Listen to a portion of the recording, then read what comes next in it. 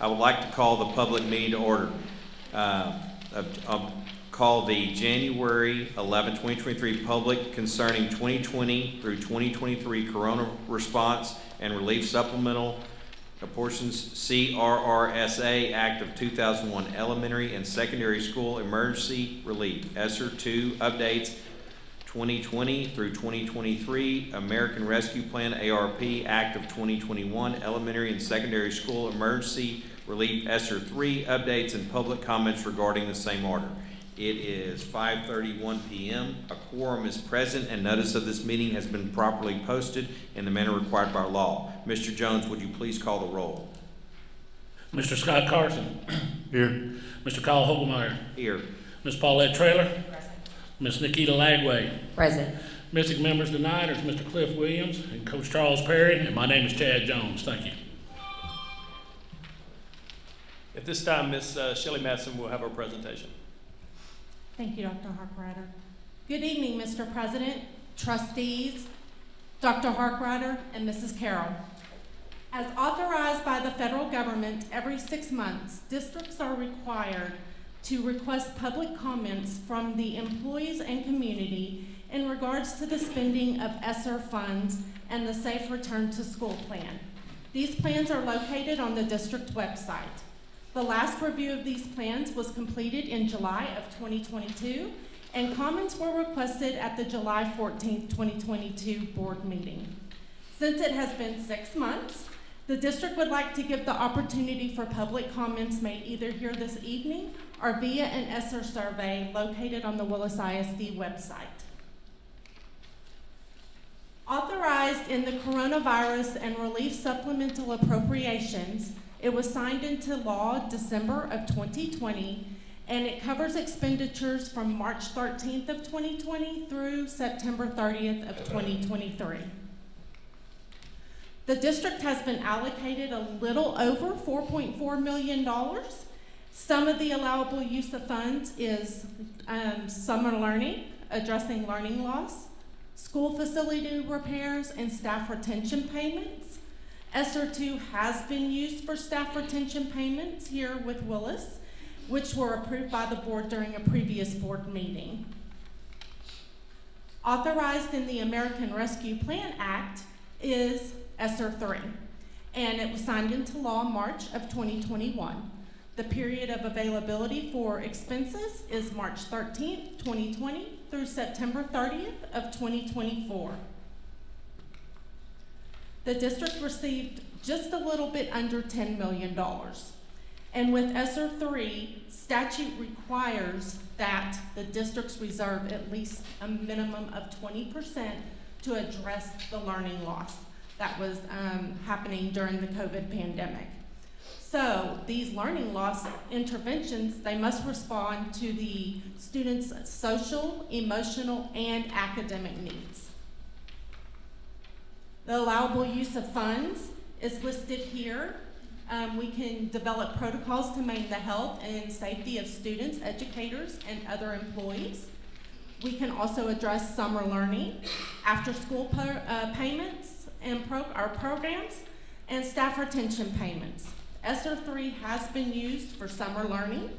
It has also been used for staff retention payments, and these payments were approved at previous board meetings.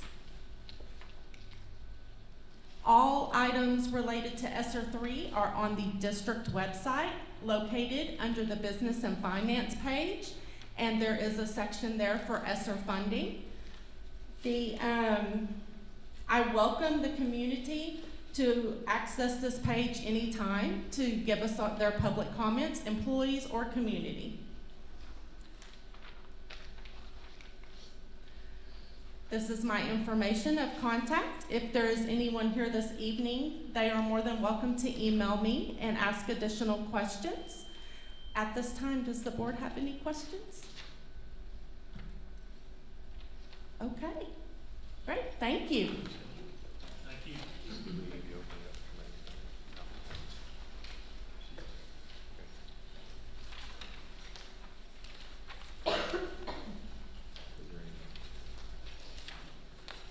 Okay, can I get a motion to adjourn this portion of our meeting? Ready? There's no public comments in reference to the public hearing. Do we have a motion to adjourn? Yes, I'm sorry. Yeah, I move that we adjourn the public meeting concerning the 2020-2023 coronavirus response and relief supplemental appropriations. Do I need to read the whole thing, Kyle? I don't think so. Okay. You go with no. Okay. And I have a motion by Mr. Carson, a second by Ms. Traylor. All those in favor? Motion passes 5-0. It is 5:36 p.m. I would like to call the January 11, 2023 regular meeting to order. It is 5:36 p.m.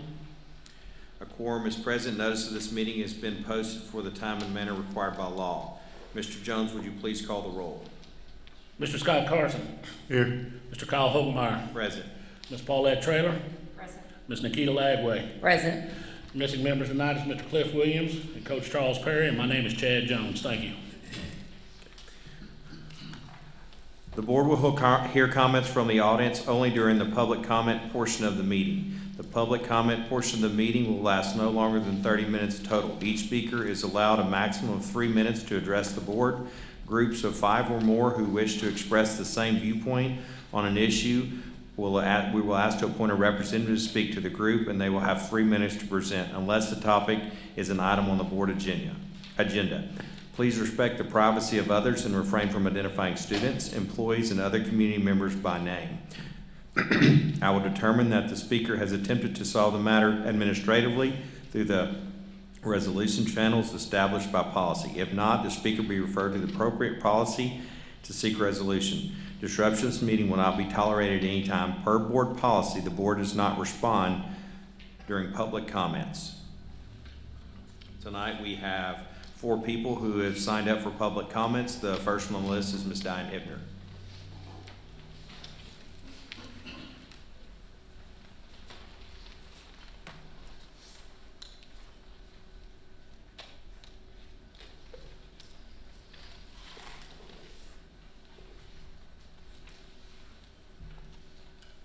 My topic this evening is misinformation. Following the December 14th school board meeting, I was approached by the director of campus security who informed me that the school board had decided that I would no longer be able to elevate my feet on the chairs provided for seating. I would have to bring my own furniture. My first reaction was, why would the school board spend their valuable time on such a frivolous issue? Secondly, why would they attempt to intimidate an elderly woman who is fast approaching 80 years old, who has had not 1 but 2 full knee replacements, who works at a job all day, every day, who spends every night at this time in her lounge chair with her feet elevated, except for the one night of the month when she attends the school board meeting to be a voice of the people. After careful thought, I concluded that this was probably not an issue or edict of the entire school board. It had to be the act of one school board member who provided misinformation to the director of campus security to initiate this act, thus misrepresenting the entire school board by using the power of one to represent the power of all. If this is indeed the case, I hope that the school board would reprimand the one member who took it upon themselves to provide such misinformation to intimidate this elderly member of the community. Thank you. Thank you, Ms. Hibner. Our second speaker is Jessica Coker.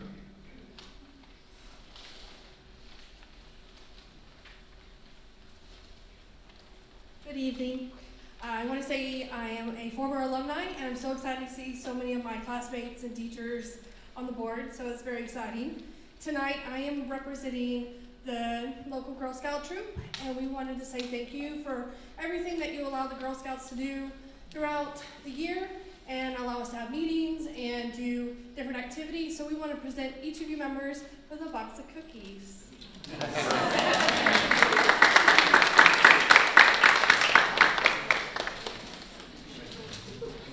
Thank you.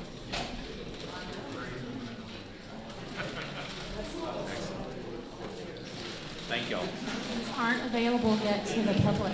Yeah. Not till February, so. But you know where to look. Where are the extras? Oh.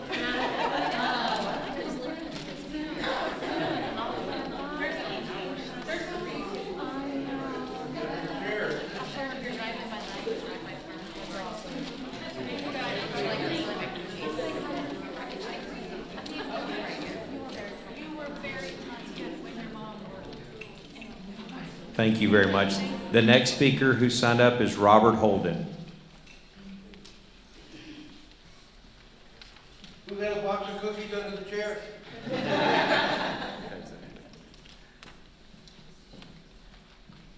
Bob Holden from Willis. Now, many of us are confused because when each of you applied for this job, we believe you really intended to work to improve education for our students. The evidence is that that is not happening.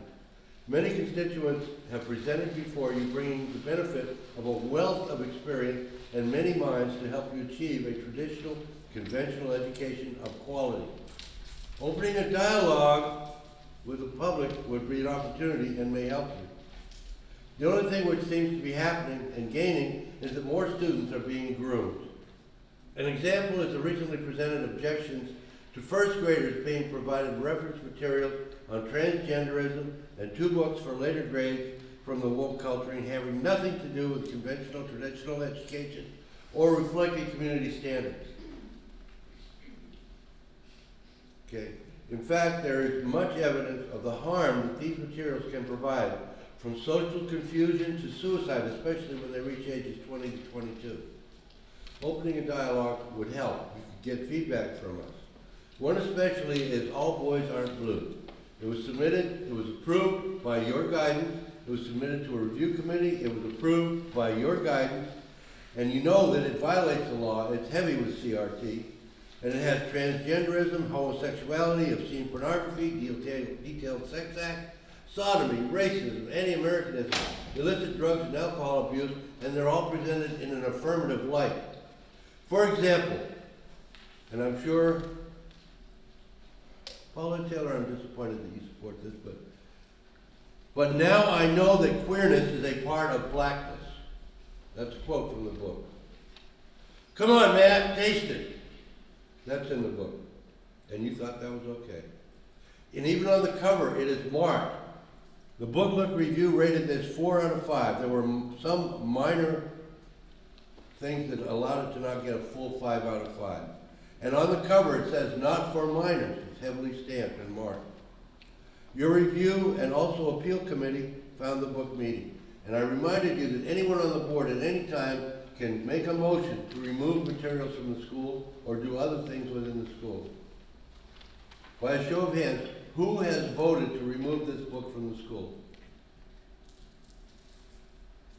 We do have 1.547 million followers now on one of the podcasts.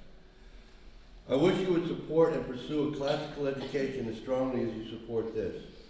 You are trustees. You're not merely a board of directors. You're not merely observers, rather. You are not a board of directors. You have full responsibility and full authority. Thank you. Thank you, Mr. Holden.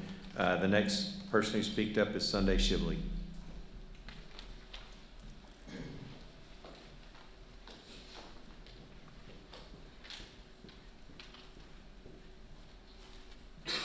Hi, my name is Sunday Shibley, Willis ISD School District.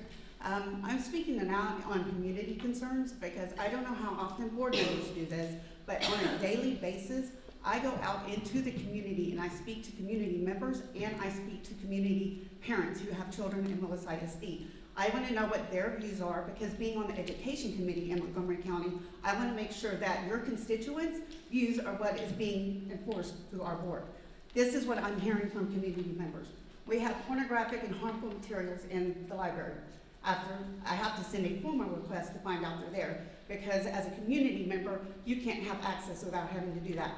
Only a parent can do that, apparently. This was a literal quote from a parent because they do not like this in Willis ISD. Her child was handed a sheet of paper, this is from her text, at the beginning of school and asked him a list of questions. One of them was, what pronoun do you want to go by? And it was then handed back into the teacher. When she called the school, she got nothing. She got crickets about it, literally. Parents don't want this. Parents are who should be teaching their children what to believe in and how to grow up, not schools. Parents want a traditional education for their students. We want students to learn to read, to do math. You are not supposed to approve things asking them what pronoun. We give our children's names for a reason, to be called by them. Thank you. Thank you, Ms. Shibley. One of the things I asked him could I address tonight, because this has probably bothered me for 5 years, is that as a board, we don't reply to public comments. This is a board meeting that we hold in the open. It's not an interaction. The other thing is that I've thought about is my views may not be the same as the other 6 members on the board. It's not fair for one of us to make a rebuttal to something that the other 6 could have an adverse opinion on. And so I just want to make it apparent that as when you come to speak, we appreciate and we value your time as much as we do ours. We appreciate that you come and speak to us on behalf of the community. It's not that we're arrogant or that we're above responding or that we don't care. It's simply the fact that in order for this board to function efficiently, it's not a meeting between us. It is a meeting of the board, and we're open to public comments at that time. And so I do, those of you that do come and take your time to speak to us, it doesn't go unappreciated. Whether we agree or disagree with you, it is appreciated that it means enough for you to come and use your time here for us. So we do appreciate it. So the board will now convene into closed session for the purpose of considering matters for which closed sessions are authorized by Title V, Chapter 551, Texas Government Code Sections .071 through .084. Discuss teacher resignations and employee appointments, Texas Government Code 551.074. Pursuant of Texas Government Code Sections 5651.071 and 551.0821 and 551.129.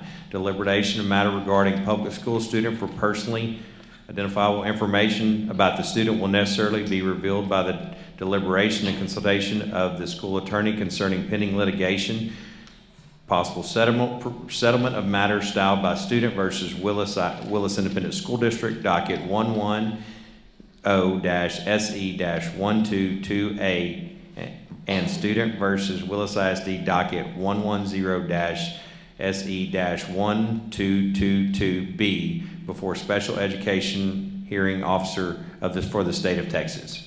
And C, pursuant of Texas Government Code Sections 551.071 and 551.129, the school board may convene into closed session to obtain advice from legal counsel regarding proposed Second Amendment to Development Agreement with Ravella Sound Limited concerning the approximately 85.518 acres of WISB property of the Neil Martin Survey, Abstract 26 in Montgomery County, Texas. It is 5:49.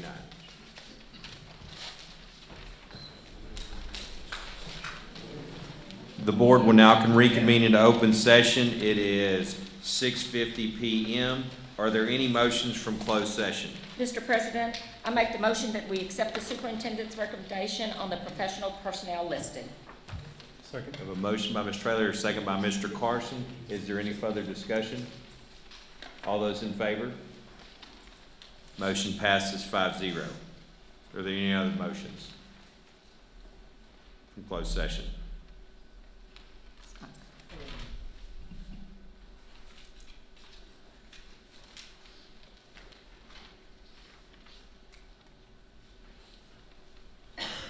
Make the motion to approve the Second Amendment to the Development Agreement with Ravella Sound Limited concerning the approximately 85.518 acres of Willis ISD property in the Neil Martin Survey, Abstract number 26 in Montgomery County, Texas.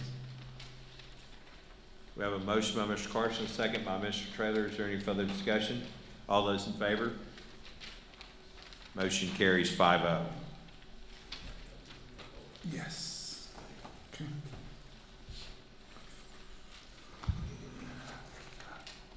I move to accept the recommendation of the superintendent of schools and the school district attorney and direct the superintendent to the school district attorney to proceed as discussed in closed session in a matter styled Student versus Willis Independent School District, docket number 110-SE-1222A, and Student versus Willis Independent School District, docket number 110-SE-1222B, before a special education hearing officer for the state of Texas. We have a motion by Mr. Carson, a second by Mr. Jones. Is there any further discussion? All those in favor? Motion carries 5-0. This time I'd like to introduce the principal at Lagway Elementary, Ms. Cameron Wilder.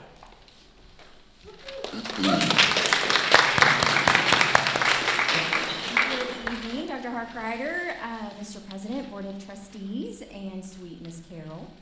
I have some students here with me today, and I'm really all about showcasing them, so I'm going to turn it over to them. My name is Lucas Brummel, and I'm here with some of my classmates, Gunnar Blinka, Harper Sellers, Hayes Hegemeyer, Porter Ford, and Harper Lucas. We are students at Lagway Elementary. We are learning today so we can lead the way. We are proud 5th graders and proud to be students in Willis ISD.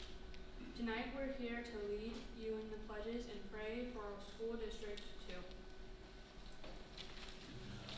Please stand for the pledges.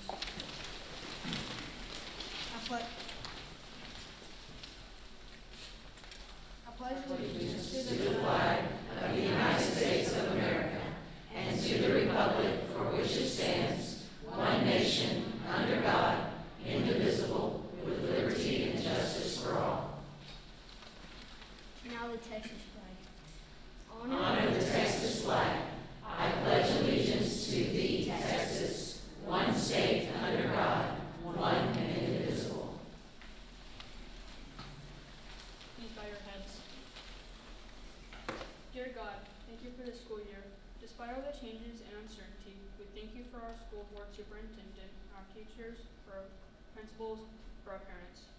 Thank you for our schools, for our playgrounds, our cafeterias, our libraries, school buses, and for our classrooms. Bless each student and teacher and surround each person in our schools with safety and care. Help us each day to do our best and be our best with one another. Give each one of us a new friend and show us how to be friends with all. Help us to remember to be kind to one another as you are kind to us. We say all these things in our Son's name. Amen. Amen. So I'm happy to introduce Ms. Kathy Hurst. She has been with our district for 30 years. She teaches 1st grade at Lagway Elementary, and she is going to present our Student of the Month.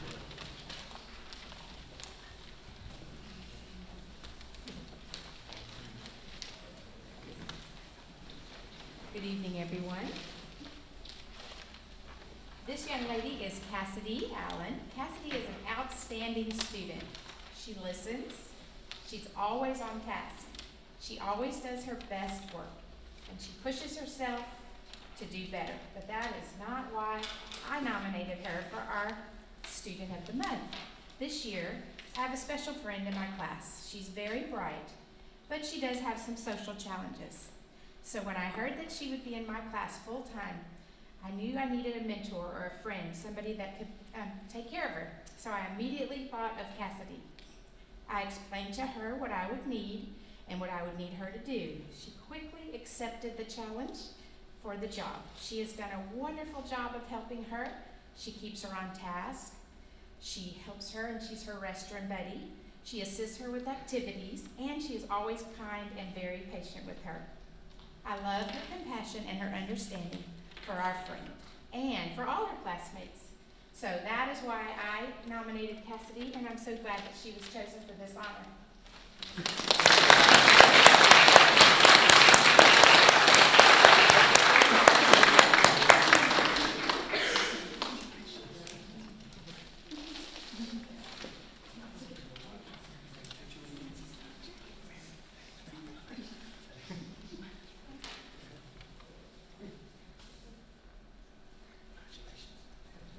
Congratulations, good job.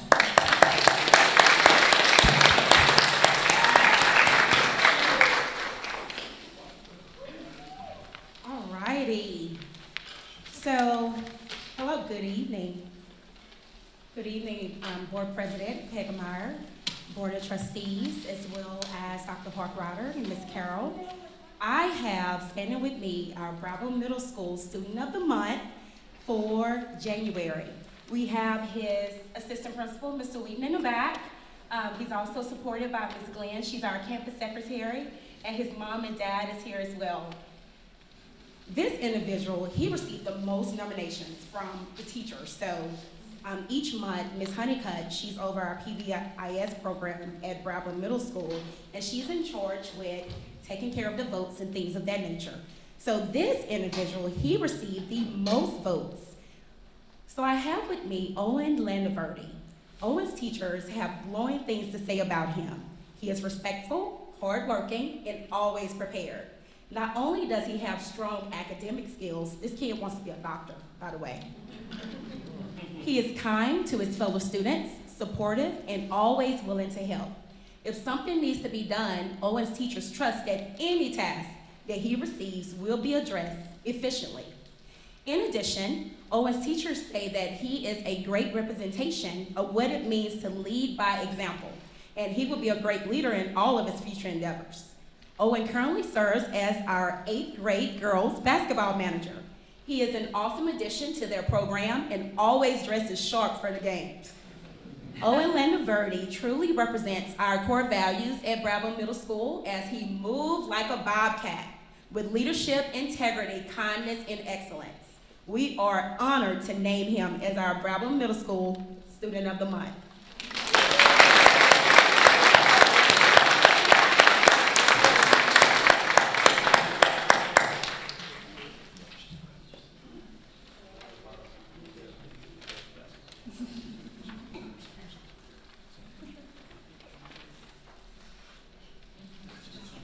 Congratulations, Owen. Great job.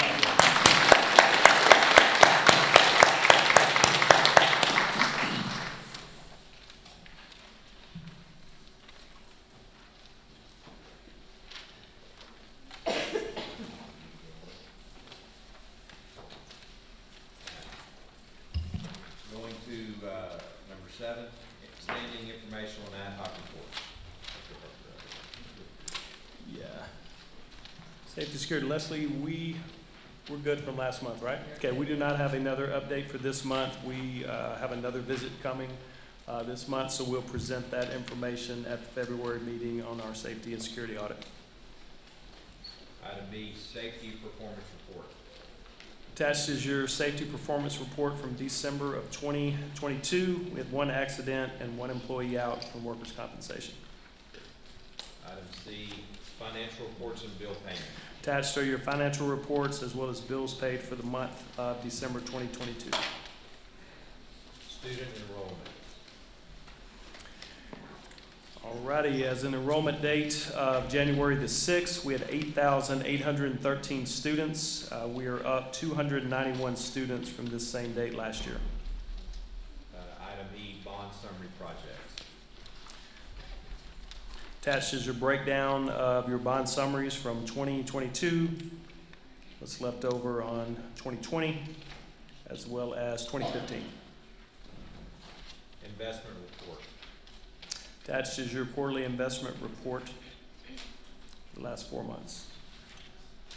Item G, Parmley Elementary Collaborative Team Presentation. Yeah, at this time I'd like to introduce our principal at Parmley, Ms. Kelly Moore, Dr. Kelly Moore. Answered all of it.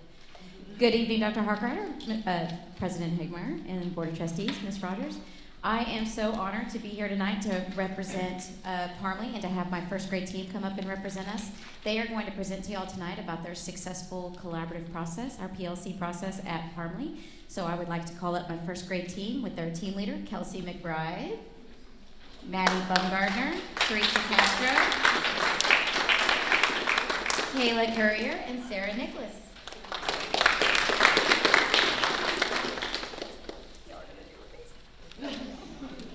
Hello. So she kind of already took my introduction from me, but we are the first grade team at Parmley, and we were asked to come today and just share with you our collaborative process. So we're going to discuss how we unit plan, how we create assessments, and then how we collect that data and use that data to create interventions and enrichment. And we will also talk about how we goal set and how we track that goal setting. And then our newest member is going to just share a little bit how she's grown this year in our process. All right, so to start off our unit plan, we are given the district-wide standards that have been deemed essential for students. Those are the skills that they need to be successful in first grade, but also to continue on in their education. So what we do when we start is we take that standard and break it apart into individual learning targets that help us teach each skill the student will need to master that essential. So we're breaking it down into the smallest pieces, that way we hit everything they need in order to learn that essential. So after we've broken down our TEKS into student-friendly terms, we are then able to discuss as a team exactly what we want our students to do at the end of a unit to show us mastery of that skill. This show what you know is called our common summative assessment. This summative assessment is the final product of our students' learning at the end of each unit. And so after we have created and planned out the summative assessment, we are then able to go back in and plug in different checkpoints. These are our formative assessments that will assess student knowledge broken down by each learning target. And these checkpoints allow us as teachers to see where their student learning is during the unit so that we can intervene or extend as needed before we get to that final assessment so we have more kids reaching mastery. And this is our calendar that we use. It's how we lay out the timeline of our instructional days and our assessments. We make sure to space out our assessments enough that we have time to check those checkpoints in between. And for daily instruction, we work as a team to share our strategies. We share strategies before we teach the lesson, but it's also a dynamic process that happens throughout. And if we find things that are working in our classrooms, we share them with our team members and we try to implement them together. This is an example of a summative methods assessment. It is assessing more than one skill learned over the course of the unit. In the unit, we were assessing adding and subtracting within 20 using both word problems and equations. We use the essential standards, or TEKS, when we create assessments. We use rubrics for most of our assessments, but for something like this, we would only assess answers as correct or incorrect. This is an example of a reading assessment that we gave earlier this year, and as I stated before, while we are unwrapping the unit, we discuss as a team the end result. How do we want our students to show us that they've learned it? For this unit, we needed them to provide a written response to a text. With this provided graphic organizer, they were able to write incomplete sentences followed by illustrations and text to personal self-connection.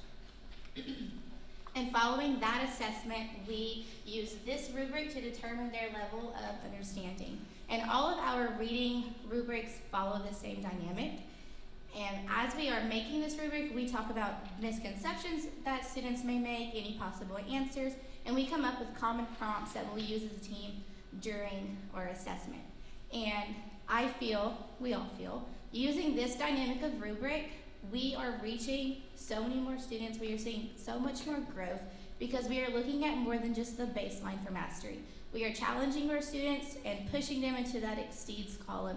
We are using our misconceptions, our possible answers, and data from our checkpoints to reach these students, intervene, and extend so that we have many more students mastering each skill. As you saw on our assessments, we do a rubric for every assessment. So we'll have I, which is insufficient, D is developing, and M is mastery. And as soon as we finish our assessments within 24 hours, we'll put this data into this spreadsheet. And so as you can see, it would have a student's name, and then all the way across the board, it has every assessment they've done for math, and we have one separately for reading. So we can use this data to see that this student maybe mastered the CFA, or they have an I, and we can use that data to immediately put them into an intervention group to get them where they need to be for the CSA. And then as well, we can see where we are as a team and as individual teachers. So it will have our percentage of mastery and developing and insufficient, but it will also have it as a grade level. So our goal is to have at least 80% mastery on every assessment, but obviously we would love to have higher. So this is how we reflect on our process after each assessment, both our CFAs and our CSAs. We share what went well and we talk about the areas that we can improve upon. And then we also refer back to these in between assessments. If we're making a CFA, we want to make sure we get to the CSA at a mastery level, so we make changes as needed. And then we also can refer to previous year's reflections to see what changes we needed to make from previous years to improve on the next year. So this is our intervention and enrichment schedule. We kind of split it up into 2 rounds. So we have Monday, Wednesday, Friday, and Tuesday, Thursday. We do this so that way we are able to target as many different skills that are requiring not only intervention, but enrichment as well. When planning these groups, we look at which teacher had the highest percentage of mastery, as you saw on the spreadsheet before, for each skill. That way we are matching the students with the strongest teacher for that skill. This is just another step in the process to get our students mastering these skills. Another way we monitor student progress is through goal setting. This is an example of our sight word goal setting. We allow students to record the initial number of words they recognize, and then we have them record the total number recognized in the next 9 weeks. This is a way for students to get excited about what they're doing and visually see their progress they've made throughout the 9 weeks and then throughout the year as well. It allows them to see their growth. This is another type of goal setting that we are just implementing this year. Every year at the beginning, middle, and end of the year, we give a map test, and that shows where they're at and then how they're growing throughout the year. And this system also tells where they should be, so we can compare where they should be to where they're at. And so we documented where they were at the beginning of the year, and then we used the data from MAP to say where they should be at middle of the year. So we met with our students and we gave them this visual of this is where you're at and this is where we can see you grow. What do you want to do to get there? And so as you can see, some things that we talked about, for example, in math, we want you to make sure you're counting right when you're doing your test or checking your work. And then in reading, make sure you're participating in Haggerty or rereading or sounding out your words. And this is just a really good way for us to help them see that what they're doing is an actual impactful thing for them. So after we test in the middle of the year, we'll see if they met their goal and talk about what they can do to reach their goal for the end of the year. So I am a first-year teacher this year, and I'm also new to Texas. So coming into this year, I had to learn all about the Texas standards and all of this new terminology. And the process that we use for each unit has really helped me to break down what we teach, and it's guided my understanding of how to teach it effectively. I have grown as a teacher through collaborating with my team and being able to share strategies with experienced teachers on my team. Using data to inform our instruction and working through our process gives me an opportunity to know exactly what my students need to know and how to get them there. We would like to thank the board for inviting us to share with you all tonight.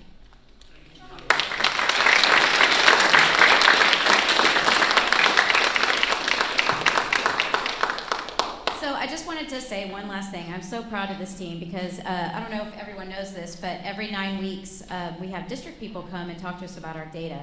Well, this team got some feedback about things that they could do to move forward and grow and show what they have, just make some little minor tweaks and little changes to what they had already been doing. They took that information and they ran with it. They implemented it the next day. They got together, they collaborated, and they were ready to go. And so that's why I asked them to come, because they weren't perfect at that goal set, at that data meeting. They had some area to grow, but they took it, they ran with it, and they failed forward, and they were ready to go with this. So I'm just really grateful for them, and I'm really grateful for the work that they're doing, and I'm seeing the growth in our kids. We did some math fluency yesterday and today.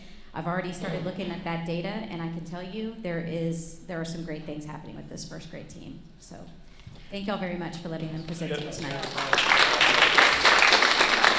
Hey, Kelly, before y'all sit down, I want to tell you, number one, outstanding job. I get to see you in person do it. And let me give you a little context of why you're here and to the board as well.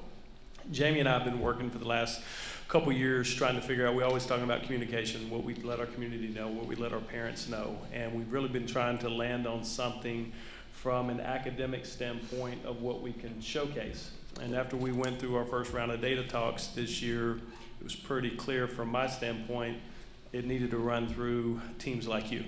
And you have done an incredible job, and we're gonna make this a focus over the next several months. Each one of our campuses will pick a team that will come and showcase what they're doing, so you get a full array of what's taking place throughout our district.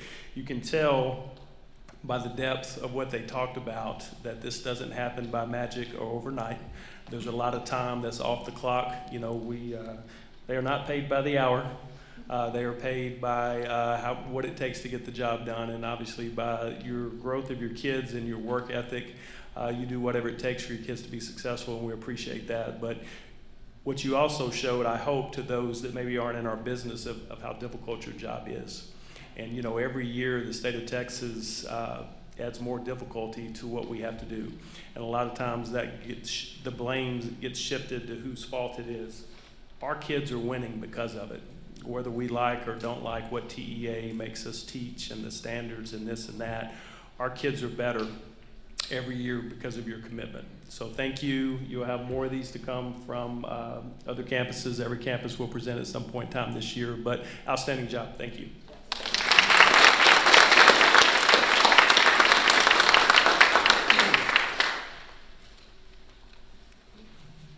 Item 8, consent agenda.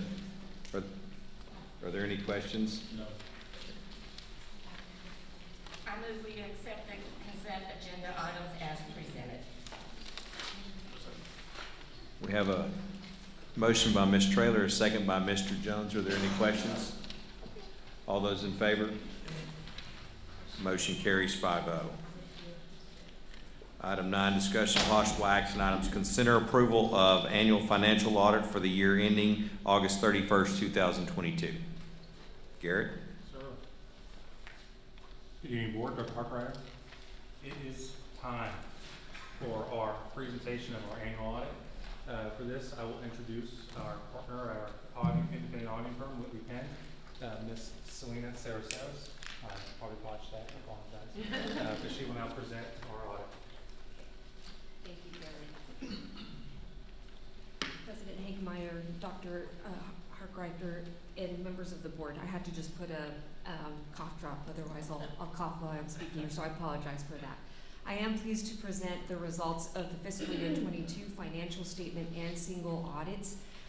We'll get started, and just a reminder, you'll see if you compare previous audits, the opinion letter compared to this year, it looks a little bit different. In fiscal year 22, the industry went through an overhaul where the opinion is listed first, and it outlines what an audit is and what it's not. So for the public, for the users of the financial statements, it's not an assessment of economic well-being, but it does say those users of the financial statements, whether it's your financial rating agencies, the Texas Education Agency, or the federal government, can rely on the numbers. Our opinion says you can rely on the numbers that are stated within the financial statements. So our goal is to obtain reasonable assurance. We can't obtain absolute, right? Because we'd have to be here with you 100% of the time. And also there's human error that happens day to day within the operations of the district. So there's nothing is absolute. And we want to make sure that the financial statements are free of material misstatement and that, again, you can rely on the numbers. The audit started in the summer. It actually started early in March when we were engaged to become your auditors, and we started with the planning process. We came on site, looked at your key controls, and we'll discuss those here in a bit, identified the key controls, tested those key controls, in addition to compliance, not just federal compliance, but also state compliance. After the district closed its books, as of August 31st, 22, we conducted our substantive testing, which is confirming, vouching, and actually looking at supporting documentation to make sure that the figures presented within the report were accurate and materially stated. All in an effort to issue an opinion on your financial statements and those federal programs. So there's 3 types of opinions that any entity can receive, and they worsen as you go from right to left. Every entity wants an unmodified or clean opinion, and this year Willis ISD has earned an unmodified opinion or clean opinion. And so I did say earned because it is a process. It's not something you might have received clean opinions from year to year, but it does take a lot of work to get to this point in time. Because you do spend more than $750,000 in federal funding, we're required to apply government auditing standards on top of our generally accepted auditing standards that we're required to perform our procedures as external auditors. With government auditing standards, we're required to look at your internal controls over financial reporting and report any material weaknesses or significant deficiencies over your financial statements, and there are none to report here tonight. In addition to internal controls, we'll look at state compliance as well, in addition to federal, but that's a whole separate audit that I'll speak about in the next slide. So here on the non-compliant, or the compliance that we also test is for your Public Funds Investment Act, for your state allotments, as well as procurement. Also average daily attendance. We look at that, visit a few campuses to make sure that there's documentation in place because we know it does feed into your state aid. You did spend $14 million this year in federal programs, and every year the federal programs that are tested by an external auditor change, but you have the large programs that are going to be seen year after year: child nutrition, special education, and Title I. Title I Part A was not part of the rotation this year, but child nutrition, special education were, as we see here on the slide, as well as ESSER. So you had ESSER 3 at about $3.1 million. And then there was a new grant that was given to all school districts. TEA partnered with Health and Human Services, State Department, to grant the school health and support grant as well, in addition to supplementing the ESSER grants, and that was for COVID testing, for other initiatives to keep students safe within the school's walls. The internal control walkthroughs, I mentioned that in the summer we came out and looked at your internal controls. These are the areas that we focus on. I call them the big five, the first five that are listed. HR and payroll making up, payroll costs make up the majority of your cost. So we spend a lot of time there. And then procurement and accounts payable is a huge area, and IT feeds into every area, in addition to your PEMS, with an attendance focus, and then every federal program that we just saw on the previous slides. The internal controls and compliance tests that we performed are listed here. I won't go over them, but for every federal program, we do look at your payroll and non-payroll. We also do a general payroll test, look at campus improvement plans, and then this year, we did have to look at your policies and procedures over state comp ed and bilingual ed, which was a requirement that the state mandated this year within your financial report, and it can be found on J4 within the audit report in the black booklet that's at your seat. The federal single audit report, in addition to the financial statement opinion, we're required to issue an opinion over those federal programs that I mentioned previously. It's also a clean opinion over those 4 programs with no internal control findings or non-compliance. So kudos again to your management team. And I will say I'm very thankful for Garrett and his team, because they worked even during the holidays to make sure that we were ready for this presentation here, and very responsive at all hours of the night. So I thank him and his team for a job well done in helping us get through the audit. Any questions before we get into the financial statement highlights? Okay. The first set of financial statements are the government-wide financial statements, and these are very similar to what you would see in a business entity. So it aggregates everything that the district owns and everything that the district owes to debtors. So the total assets and deferred outflows totaled $528 million, and we'll see the breakdown here in a bit, with total liabilities offsetting those assets at $465 million, with the district's net worth at $63 million, a positive amount.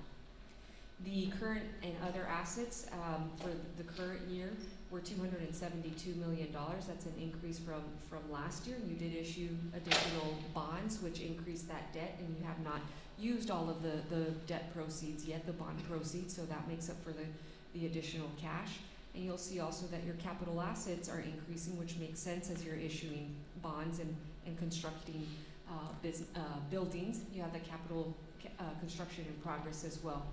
The long-term liabilities totaled $421 million, and that's also an increase from the prior year as you're issuing debt. Within that figure, you have your pension and OPEB liabilities. So when you read the financial statements and you get through the A1 schedule, you'll see the net pension liability and the net OPEB liability on the financial statements. And we'll discuss that here, but those numbers are included in the $421 million as well. Then you have some other liabilities like your accounts payable, etc. And then we get to your net position as well, rounded $62, $63 million, an increase from last year of about $12 million. So a few reminders on the pension and OPEB liabilities. Remember that TRS is a cost-sharing plan, right? And so your proportionate share of the state liability is determined by your TRS contributions on an annual basis in relation to other districts' contributions. There's nothing you can do about this liability. If TRS were to fail, everyone fails, right? So it's not something that Willis ISD has to worry about funding. What you do have to fund is make sure that you have the cash flow to contribute into TRS at the statutorily determined rates. So these TRS liabilities, this year the pension liability was about $10 million, and that decreased by more than 50% from the prior year. Why? Because it's always 1 year behind from the state, and the state experienced some very favorable investment earnings between September 1st, 2020 through August 31st, 2021. Fast forward into fiscal year 23, based on the 22 year, we'll probably see the opposite because we know what interest earnings did for the entire nation. So you'll see the opposite there. But the main thing the main takeaway is it's not a cash liability like accounts payable or your bonds where you have to make a payment on that liability. Only worry about the payments you have to make on an annual basis by employee. Now we get into the general fund. You adopt a budget every year. You're monitoring it throughout the day, throughout the year. Total revenues totaled $76 million, with property tax revenue making up 56% or $42.8 million. We move into state aid, which totaled about $28 million. And again, that foundation school program and also per capita is driven by average daily attendance, which is why we do have that focus when we perform our audit procedures. You also have TRS on behalf of $3.1 million. That does not represent cash revenue. That is simply we are acknowledging that the state has contributed $3.1 million on behalf of Willis ISD's employees. And there's also an offsetting expenditure to the tune of $3.1 million, and there's no impact to fund balance, but yet we still have to include that with the total revenue. And then total federal revenue totaled $1.5 million, with the bulk of that being the school health and related services, or SHARS revenue, and other smaller items. And then you have other local revenue as well that was less than $1 million. On the expenditure side, those totaled $75.4 million, with payroll, instruction and related services making up 58%, and you have your instructional and school leadership at 5.5, and facilities at 8.7 million at the top three categories, functional categories. Student transportation at 3.6, and then I always like to point out that general administration is lower than that 8% administrative ratio that TEA, or that threshold that TEA uses to evaluate district's administrative cost. They also aggregate some other campus administrative cost as well, but just to look at function 41 or general administration is important to see that it is low. And that's what we see.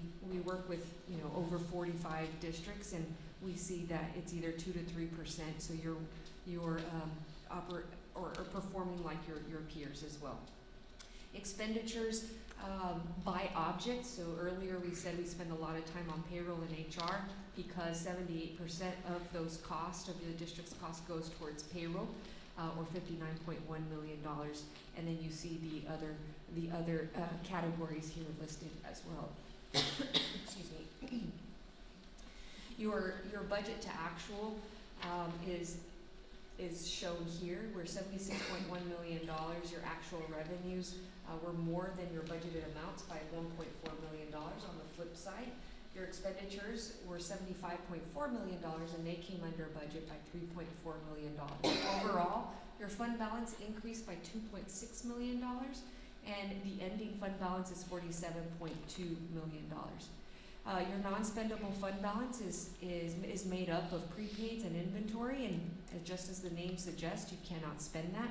Committed fund balance, that is based on board action, a resolution that the board has taken, and you have set those specific purposes. Anytime that you feel the need to repurpose the $20 million or change the amount, you're able to do that. The remaining piece, the unassigned fund balance at $26.2 million, is available for appropriations. That's not really available for operations, for day-to-day operations, but it's there for reserves and also for a rainy day. So we also like to look at it in relation, that unassigned fund balance in relation to your operating expenditures. And this will change as your expenditures change. But the danger zone that I like to call is the 30 days. So 30 days for Willis ISD, if you continue to spend at the $75 million level, would be $6.2 million. In other words, if fund balance reached 6.2, that unassigned, then that would be very dangerous for Willis ISD. On the other side, optimal is 90 days, and I've been working with other school districts as well, saying that, you know, it has to be more than 90 days, because by the time your property tax collections come in, December, January, you need that cash flow available to you. Currently, the $26.2 million makes up 34% of your expenditures, or 126 days. So, you know, again, our audit is not saying, you know, it's not a bill of health whether you're doing well, but if you were in that danger zone, I would definitely bring it to your attention. But you're well above the optimal amount, which lets you repurpose or engage in other initiatives as the board and management deem it necessary. The other two funds that we'll talk about, is because you do present or adopt a budget on an annual basis, is your child nutrition and debt service funds. So for the child nutrition program, the revenues total $7.4 million, and they did exceed the budget by $600,000, and then your expenditures were $5.9 million, and those came under budget by about $200,000. Overall, your fund balance increased by $1.5 million, with an ending fund balance of $2.5 million. Where in the general fund, we want you to keep 90 days or more. The Texas Department of Agriculture says you cannot exceed 90 days, and if you do that, then you have to submit a spending plan. So it's a fine balance on the child nutrition. Finally, on the debt service fund, you levy a tax specifically for your principal and interest on your bonds. That totaled $14.9 million, the property tax revenue, and it came above the budgeted amounts by $200,000, and your expenditures, which is made up of principal and interest, $14.3 million came under budget by $1.2 million. Overall, your fund balance increased by $4.7 million, with an ending fund balance of $9.7 million. 100% of both the child nutrition and debt service fund balance is restricted for those specific purposes and cannot be used for anything other than the child nutrition program or to pay down the debt. Any questions for me?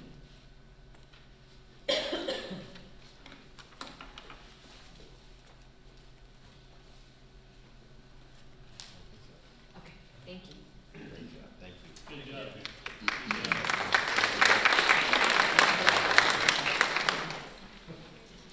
Hey Garrett, you want to stand up 1 second? So I think this guy deserves another round of applause, because if you'll realize there, we raised more money and we spent less basically in everything through there. I know that he and the other people in his department have worked very hard. We've had some things that have happened in the past that this wasn't as smooth. I will tell you that I'm very proud to be here today as a board member. I think that we're in a very sound financial spot, and I appreciate you. I appreciate what your team does, and I think all of us do.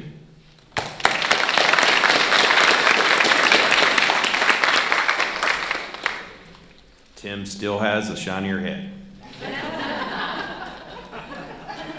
Hey, you got some more competition over here for that. Well, thank you. I appreciate it. She was presenting and my watch went off, so my heart rate was up. So. But thank you. So we appreciate it. Doesn't get much better than that. That is an outstanding job. That is an outstanding job. Thank you very much for everything you and your staff do. It's awesome. Great job. Okay. Kyle. Scott? I move that we accept the superintendent's recommendation to approve the district's annual financial audit for the year ending August 31st, 2022. We have a motion by Mr. Carson, a second by Mr. Jones. Is there any further questions? All those in favor? Motion carries 5-0. Item B, discuss, consider approval of purchase over $50,000 security resource officer vehicle. Yes, sir. Good evening again. As you are aware, this past summer, the district added an additional security resource officer.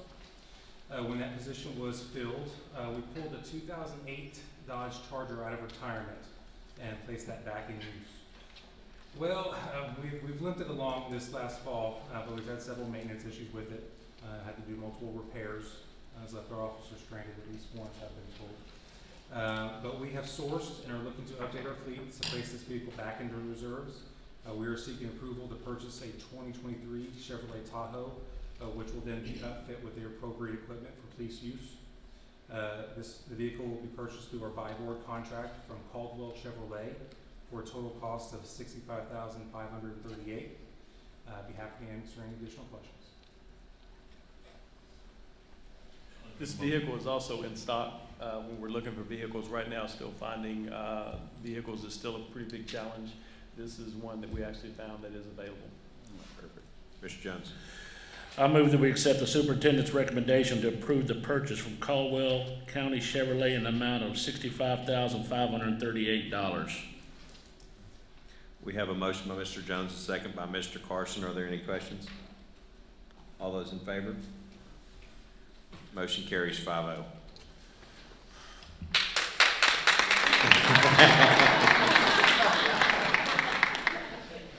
Item C, discuss, consider approval of adding temporary part-time instructional support positions. Thank you, Mr. President, Board, Dr. Harkrider. As you heard just a little bit ago, how hard our teachers work to make sure they're providing what our students need, providing the interventions that they need. But there are some in some different categories because of COVID, especially early on as we were doing online learning and such. They're a little bit further behind. You heard Ms. Matson talk about the ESSER grant. Those funds are used specifically for these reasons, these interventions.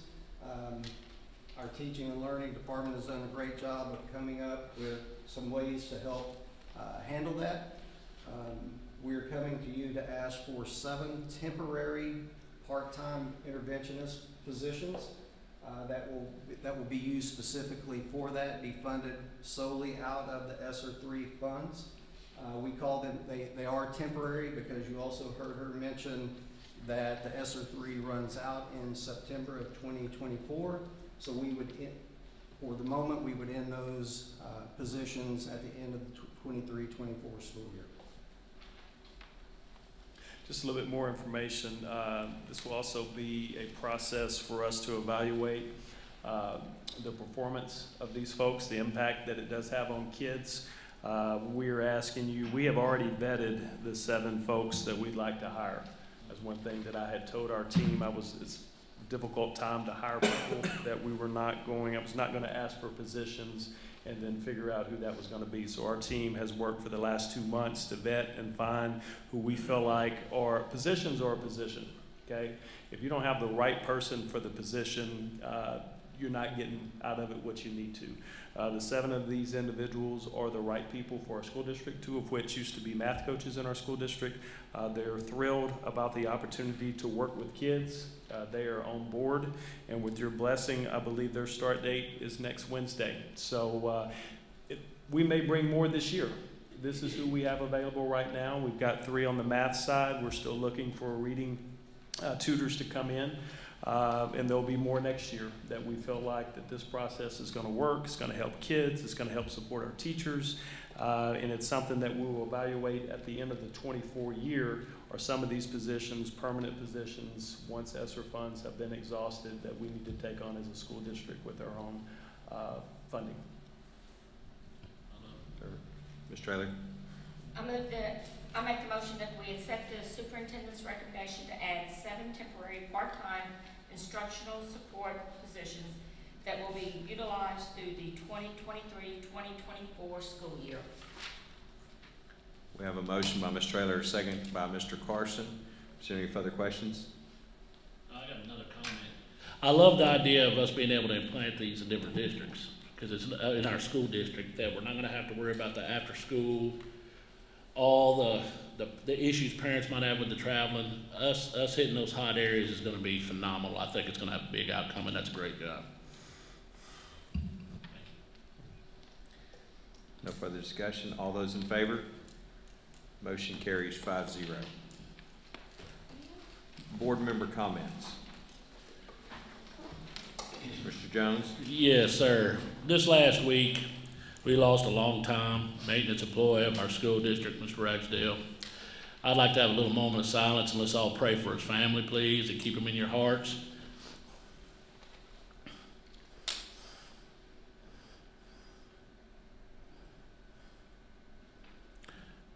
Thank y'all very much. Anything the Ragsdale family needs, please let us know. Anything we can do to support them in their time of need. He did a great job in our community, in our district, and we so appreciate him. Thank y'all very much.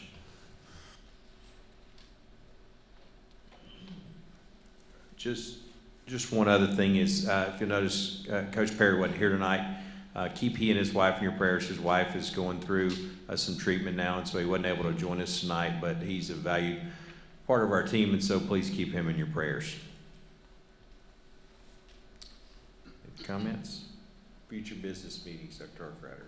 Our next meeting is set for Wednesday, February the 8th. Perfect.